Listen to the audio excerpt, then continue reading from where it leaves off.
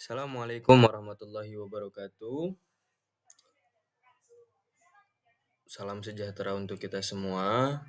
Perkenankanlah kami di sini untuk menyelesaikan tugas yang telah diberikan oleh dosen pengampu Unenden Siti Nurholipah SSI MMAT dalam mata kuliah Aljabar Linear dan Matriks. Kami dengan anggota kelompok Aida Sucia, Al-Afif Abdurrahman, Astri Siri Rahayu, dan saya sendiri Muhammad Ghazali Nur Hidayatullah akan membawakan materi pembahasan yang pertama tentang transformasi linear dan matriks, kemudian ada keserupaan. Matriks transformasi. Pada bagian ini akan dibahas jika V dan W adalah ruang vektor berdimensi hingga dia tidak harus R2 maupun R3. Maka setiap transformasi T yaitu dari V ke W dapat dipandang sebagai transformasi matriks. Transformasi matriks itu apa? Transformasi matriks itu transformasi yang bisa kita nyatakan sebagai A kali X, begitu.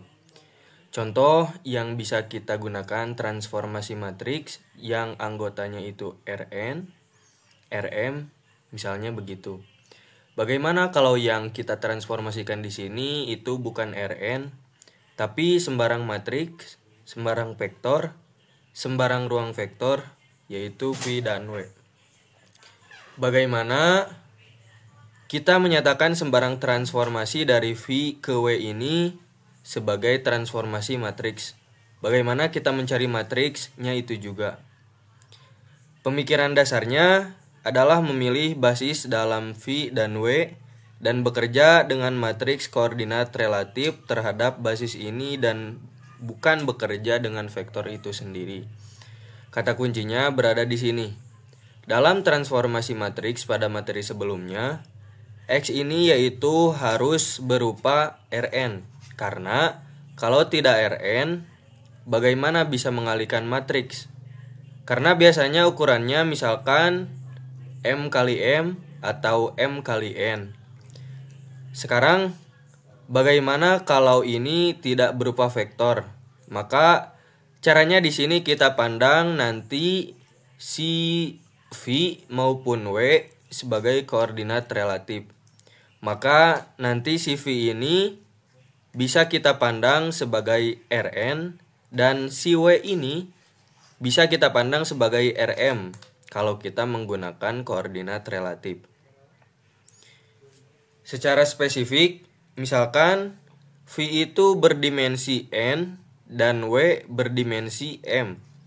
Jika kita memilih basis B dan B aksen untuk V dan W, maka untuk setiap X di dalam V, matriks koordinat X basis B akan merupakan sebuah vektor dalam Rn dan matriks koordinat Tx basisnya B aksen akan merupakan suatu vektor di Rm. Jadi kata kuncinya di sini si X tadi dalam V kita bawa ke matriks koordinat. Matriks koordinatnya itu simbolnya itu kurung siku X B. Maka matriks koordinatnya itu nanti jadi Rn. Setelah menjadi Rn kita bisa kalikan dengan matriks A kali Rn. Misalkan hasilnya tadi T X B aksen. Jadi basisnya kita gunakan yang si W nya itu B aksen. Akan merupakan suatu vektor di Rm. Maka ini nanti yang ini T kali, maksudnya T X B aksen ini merupakan Rm. Sederhananya si V dibawa ke Rn dan W dibawa ke Rm. Cara membawanya kita menggunakan matriks koordinat. Matriks koordinat juga disebut matriks koordinat relatif. Lanjutnya, matriks A yang unik yang didapatkan dengan cara ini dinamakan matriks T terhadap basis B dan B aksen. Didefinisikan, A itu sama dengan TU1 basisnya B aksen, TU2 B aksen, dan seterusnya sampai TUN B aksen. Dengan B basisnya itu untuk V yaitu U1, U2, dan seterusnya.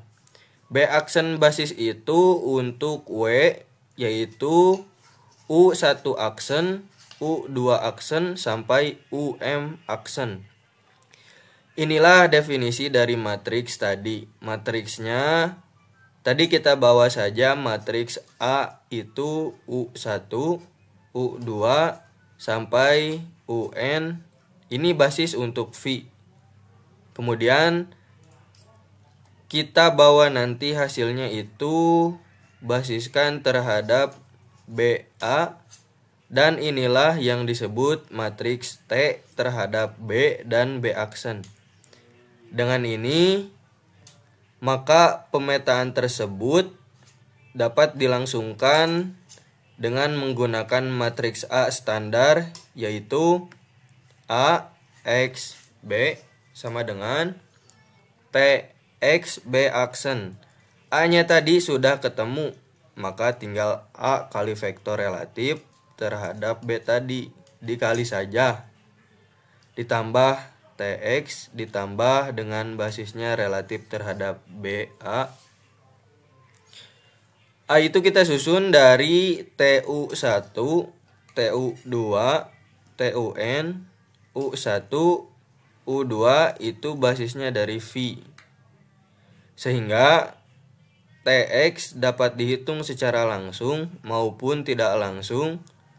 Jadi kalau transformasinya nanti diketahui, bisa kita hitung langsung menggunakan rumus transformasi, atau yang kedua kita menggunakan prosedur tak langsung.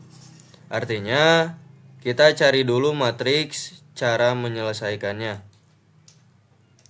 Pertama, hitung matriks koordinat X, B kalikan XB di sebelah kiri dengan A untuk menghasilkan TX B aksen. Langkah ketiganya, bangun TX dari matriks koordinat TX B aksen. Berikut kita gambar, kita buat skemanya. Jadi pertama kita bisa langsung kalau kita sudah mengetahui atau diketahui rumus. Misalkan X, kita sudah mengetahui rumusnya. Apa ini yang langsung? Itu menghasilkan TX, tinggal kita substitut, ini yang langsung.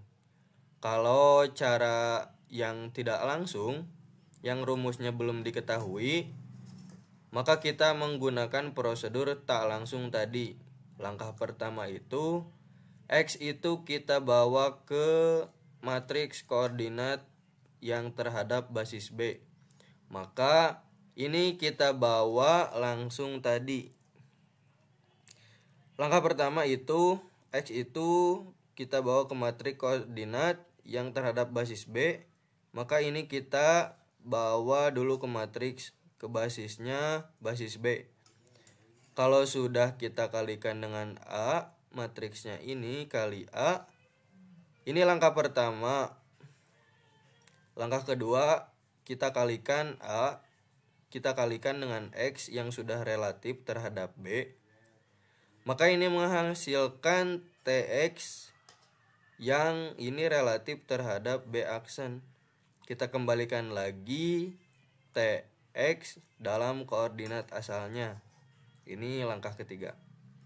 Jadi ada dua cara untuk menghasilkan transformasi langsung. Kalau rumus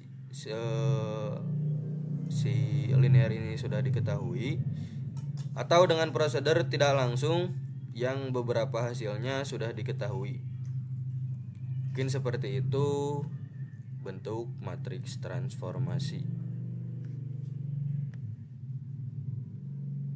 Pada contoh soal, di sini misalkan T, P1, P2 adalah transformasi linear yang didefinisikan oleh T, P dalam kurung X sama dengan X, P dalam kurung X.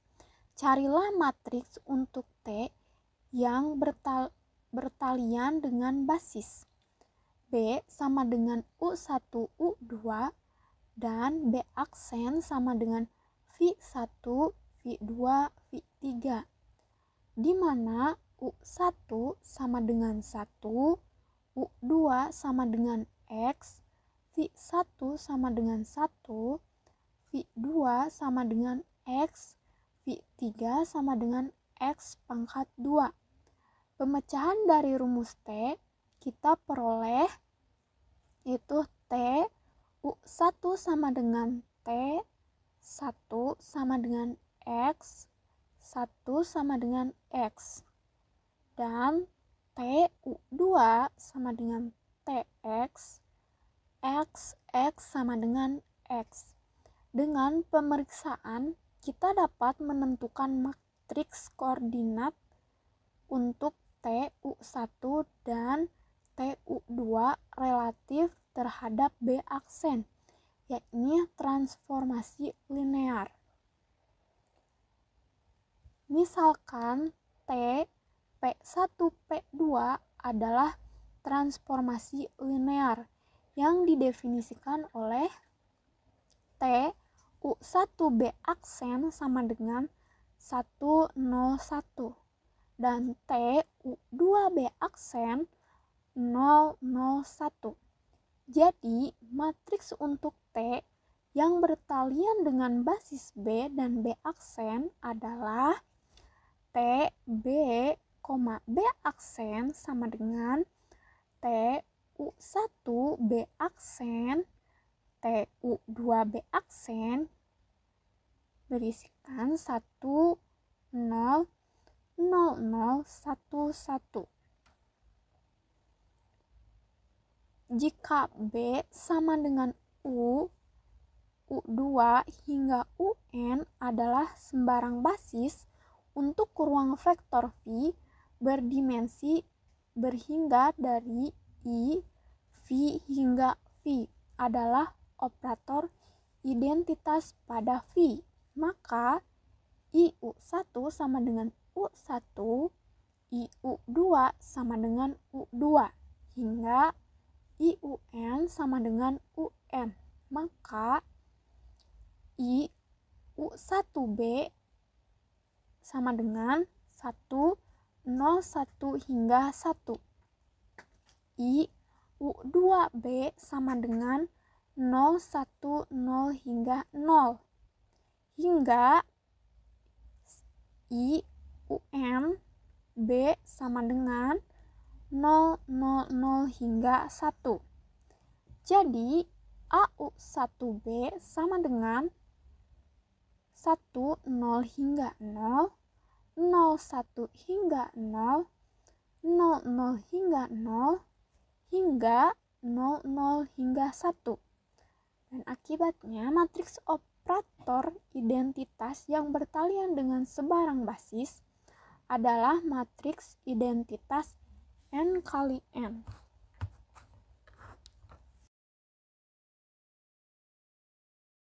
Saya akan menjelaskan 5.5 tentang keserupaan.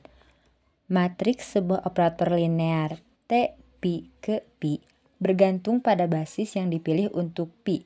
Satu masalah mendasar dari aljabar linear adalah perlunya memilih basis untuk pi yang membuat matriks T sesederhana mungkin. Masalah ini sering ditangani dengan terlebih dahulu mencari dengan beberapa matriks T relatif terhadap basis sederhana seperti basis baku. Biasanya pilihan ini tidak menghasilkan matriks T yang paling sederhana, sehingga kita mencari suatu cara untuk mengubah basis tersebut supaya menyederhanakan matriksnya. Untuk memecahkan masalah seperti ini, maka kita harus mengetahui bagaimana perubahan basis akan mempengaruhi matriks operator linear. Teorema berikut akan menjabarkan hasil ini. Teorema 8, misalkan T, Pi adalah operator linear pada ruang vektor Pi berdimensi berhingga. Jika A adalah matriks T terhadap basis B dan A aksen adalah matriks T terhadap basis B aksen, maka A aksen sama dengan P inverse kali A kali P, di mana P adalah matriks transisi dari B aksen ke B bukti. Untuk membuktikan teorema ini, maka akan memudahkan untuk menjelaskan hubungan kita dapat menuliskan dalam bentuk gambar.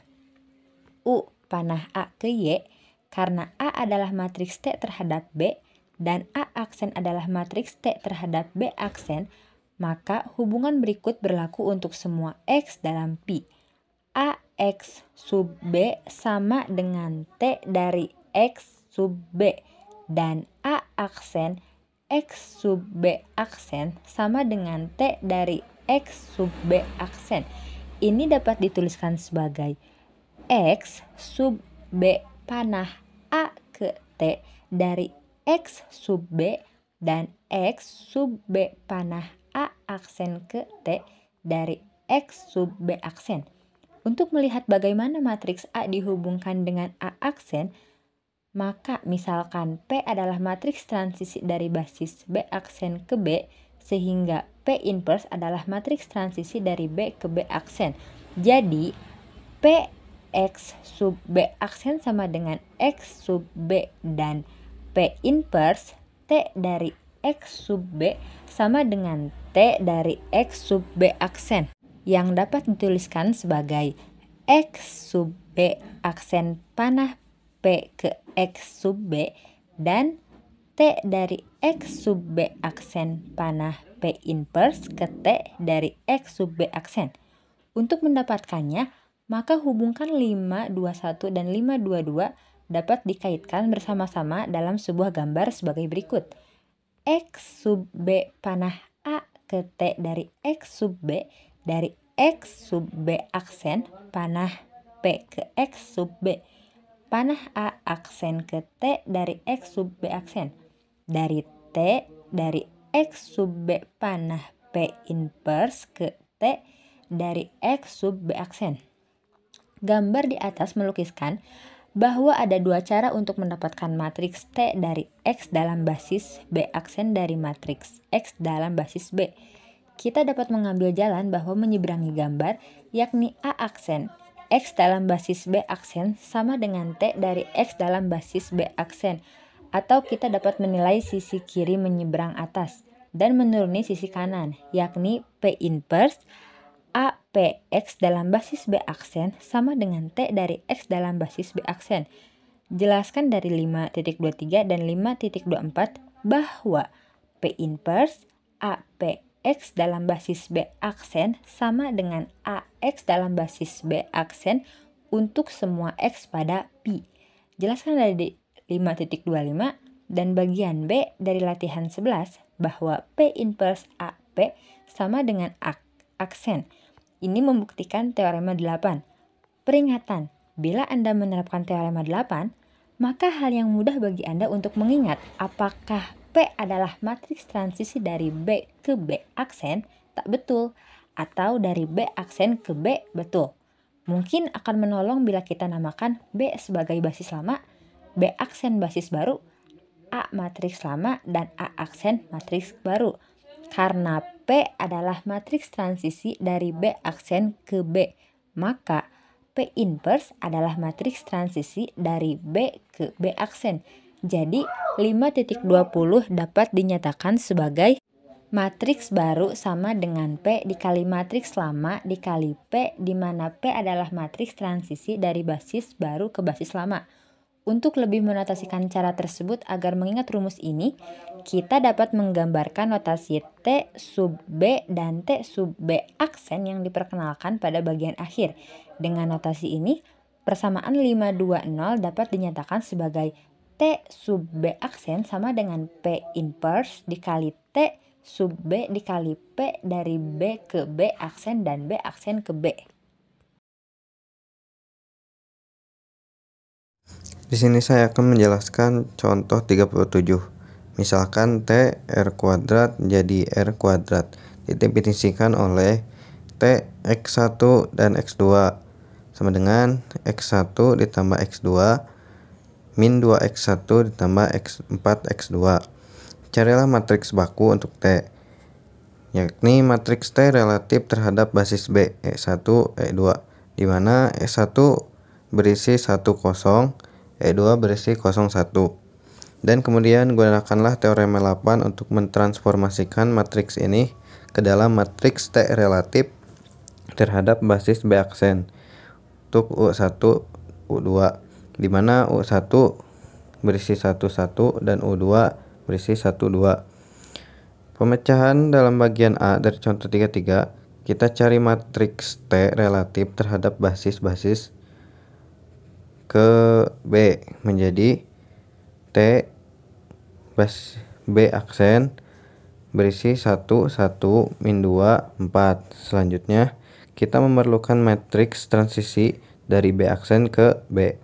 Untuk matriks transisi ini, kita memerlukan matriks koordinat untuk vektor-vektor basis B aksen yang relatif terhadap basis B. Dengan pemeriksaan U1 sama dengan E1 ditambah E2, U2 sama dengan E1 ditambah 2E2, sehingga U1 dan basis B berisi 1 dan 1 dan U2 basis B berisi 1 dan 2.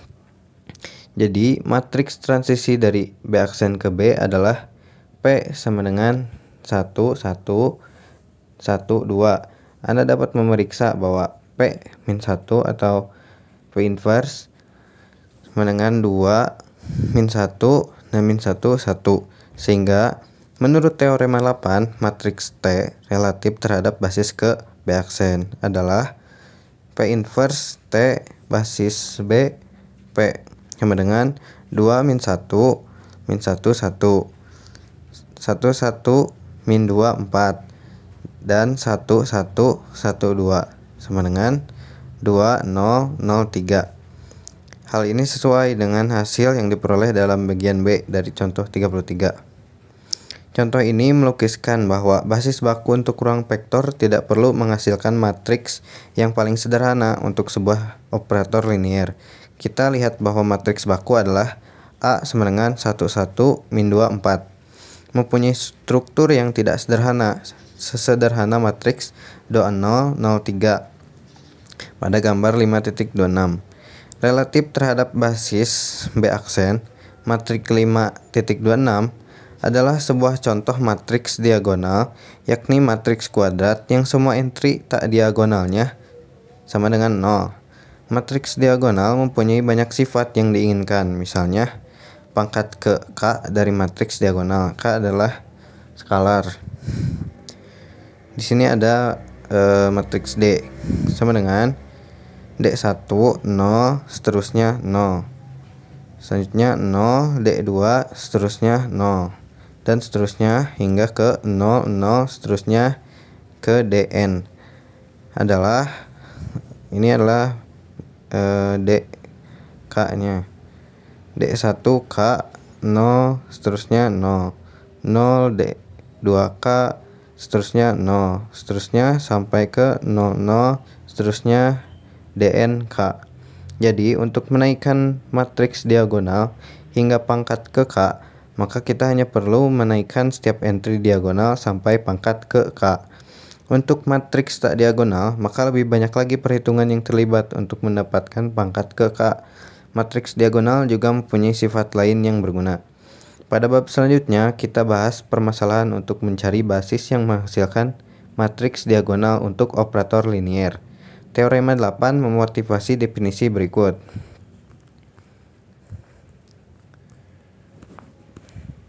Definisi: jika A dan B adalah matriks kuadrat, maka kita sebut bahwa B sama dengan A. Jika terdapat matriks P yang dapat dibalik sehingga B sama dengan P inverse AP. Perhatikan bahwa persamaan B sama dengan P inverse AP dapat dituliskan kembali sebagai A sama dengan PB P inverse, dan A sama dengan V inverse dikalikan dengan min 1 B P inverse. Dengan memisahkan Q sama dengan P inverse, maka akan menghasilkan A sama dengan Q inverse BQ. Sama saja dikarenakan Q memisahkan P inverse. Yang mengatakan bahwa A serupa dengan B, maka B serupa dengan A jika dan hanya jika A serupa dengan B. Akibatnya, kita biasanya akan mengatakan saja bahwa A dan B serupa. Dalam terminologi ini, teorema 8 membuktikan bahwa dua matriks yang diberikan sama dengan operator linier T V menghasilkan V yang bertalian dengan basis yang berlainan adalah serupa. Terima kasih kami ucapkan kepada pendengar yang telah mendengarkan dan telah memerhatikan. Terima kasih atas segala perhatiannya. Kami mohon maaf atas segala kekurangan kami. Kami akhiri. Cukup sekian. Kami pamit undur diri. Wassalamualaikum warahmatullahi wabarakatuh.